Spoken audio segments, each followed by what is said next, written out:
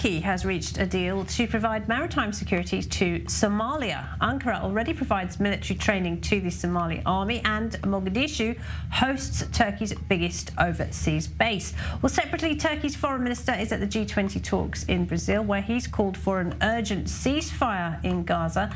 Relations between Turkey and Israel have plunged since October 7th amid President Erdogan's criticism of Israel and his public support for Hamas. Let's go to Istanbul. We're joined by journalist Ayla Yackley. Thanks for being with us, Ayla. Let's start then with Turkey's relationship with Somalia, something we don't talk about that often. Why, first of all, does Somalia need protection from Turkey?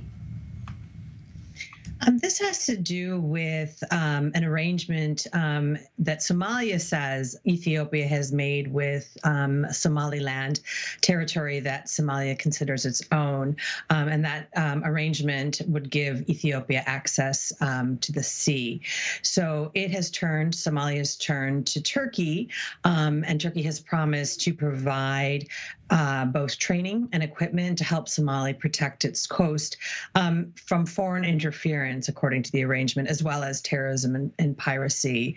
This comes, as you said, after years of cultivation by Turkey to boost ties with Somalia. And is this a way of helping Turkey get a foothold in the Red Sea, an area where we are seeing, of course, a lot of attacks right now from across the water from Yemen's Houthis? Is this allowing Turkey to kind of encroach in this area a bit more?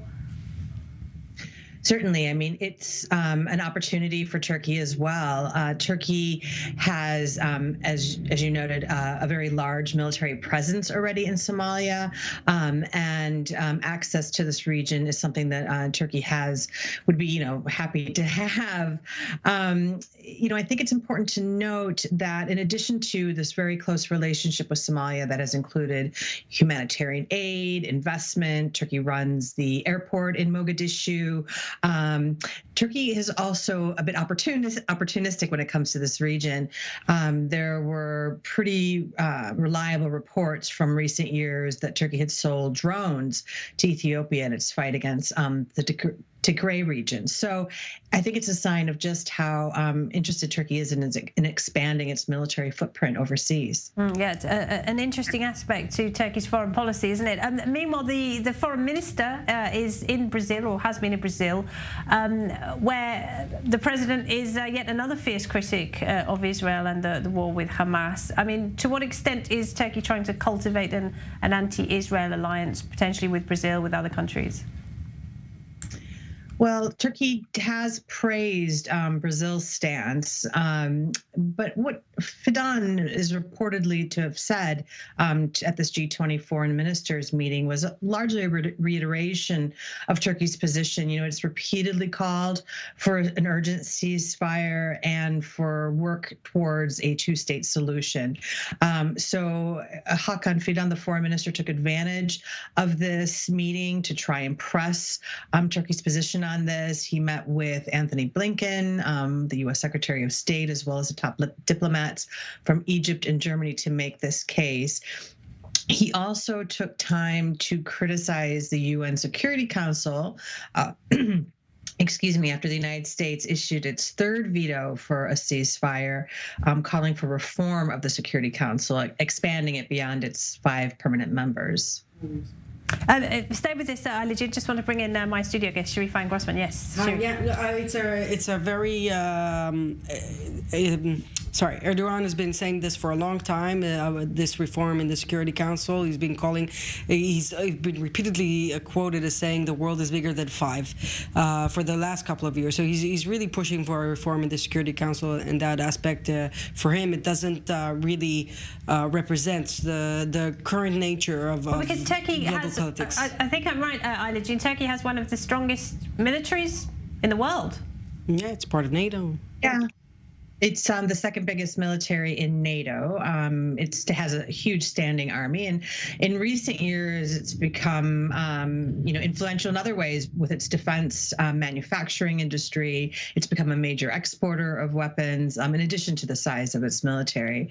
But yes, this is something that Turkey's called for a long time. And what Fidan said was this shows again, the legitimacy behind Turkey's desire to expand the Security Council. So that things like a U.S. veto don't stop actions and motions at the Security Council. I think it's interesting. Look, Turkey was very much involved in past conflicts, in what's going on in Gaza. We all remember the Turkish flotilla back in 2010. I definitely remember, but it's interesting now. It's not a mediator. It's not really even trying, I think, to be one of the main mediators, since Qatar is there, Egypt is there, and we're not really seeing it. So we're seeing a lot of rhetoric, but not a lot of more than that. And even I think correct me if I'm wrong, the rhetoric even went down a little bit in recent months. Would you agree with that, Ayla Jean? It seems a little bit calmer, but Fidan took the opportunity at the G20 meeting to describe Israel's conduct of the war in Gaza as savagery. So they're sticking to their line, maybe not as heated as it has been in recent months. But Shree's right. It seemed initially anyway that Turkey had hoped that maybe it could carve out some kind of mediation for itself in the conflict. But when it became apparent that it wouldn't, I feel like that's when Turkey really turned up the rhetoric and the verbal assault against Israel. All right. Ayla Jean Yackley and Shree Van Grossman, thank you both.